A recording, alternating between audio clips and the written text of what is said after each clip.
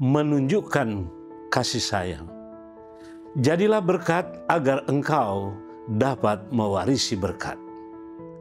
Mari terhubung untuk pernikahan yang intim.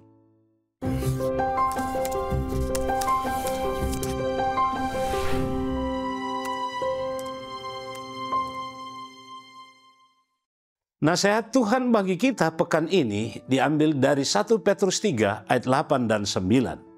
Firman Tuhan berkata, "Pada akhirnya hendaklah kamu semua seia sekata, seperasaan, mengasihi saudara-saudara, penyayang dan rendah hati, dan janganlah membalas kejahatan dengan kejahatan, atau caci maki dengan caci maki. Tetapi sebaliknya, hendaklah kamu memberkati, karena itulah kamu dipanggil, yaitu untuk memperoleh berkat." Pasangan yang berbahagia. Kadang-kadang pasangan akan mengatakan bahwa mereka percaya pada peribahasa lama. Kejujuran adalah kebijakan terbaik.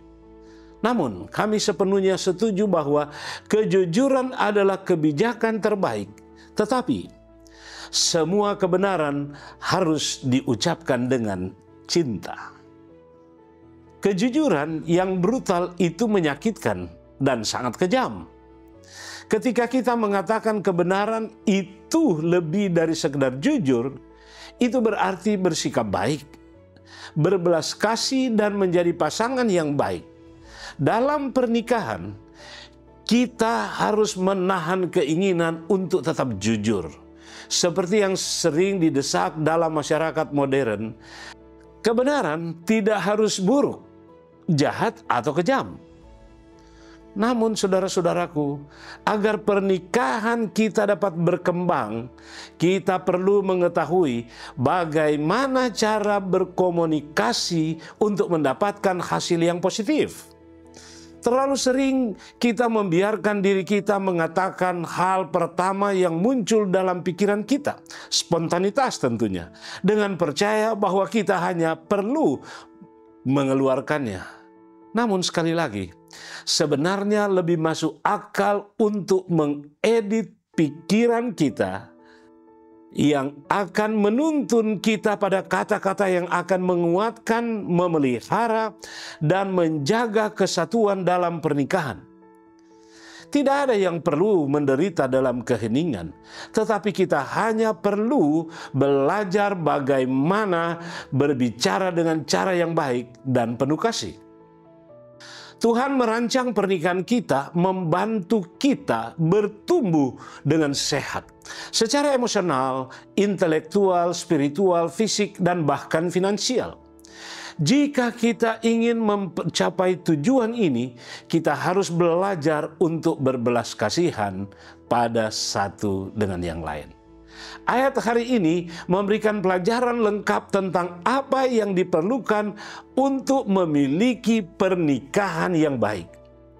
Cintailah secara sungguh-sungguh. Jadilah orang yang lembut hati, bersikaplah sopan, bersikaplah santun, jangan membalas, jadilah berkat sehingga Anda dapat mewarisi berkat.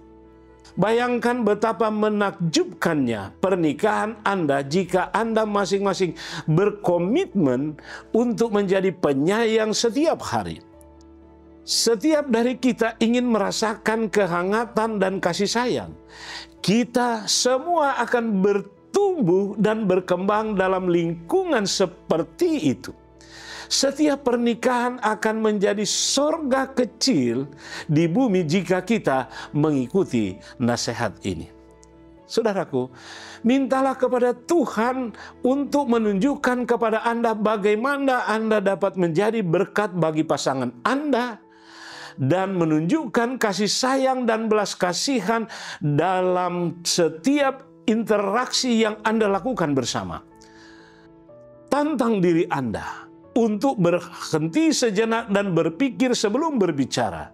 Dan tanyakan pada diri sendiri apakah kata-kata Anda akan menyampaikan kasih sayang, kebaikan, dan belas kasihan. Perkataan yang diucapkan tepat pada waktunya adalah seperti buah apel emas di pinggang perak. Teguran yang bijak adalah seperti cincin emas dan hiasan kencana untuk telinga yang mendengar.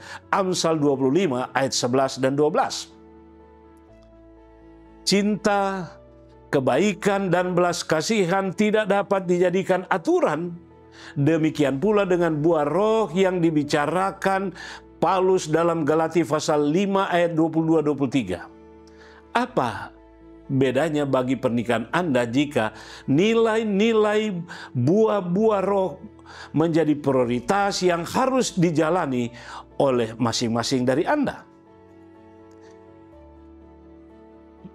Berdoalah untuk buah-buah roh ini. Bacalah bersama-sama kisah-kisah dari Injil yang menggambarkan contoh kasih sayang Kristus. Mari terhubung dengan Allah dan pasangan Anda untuk pernikahan yang intim.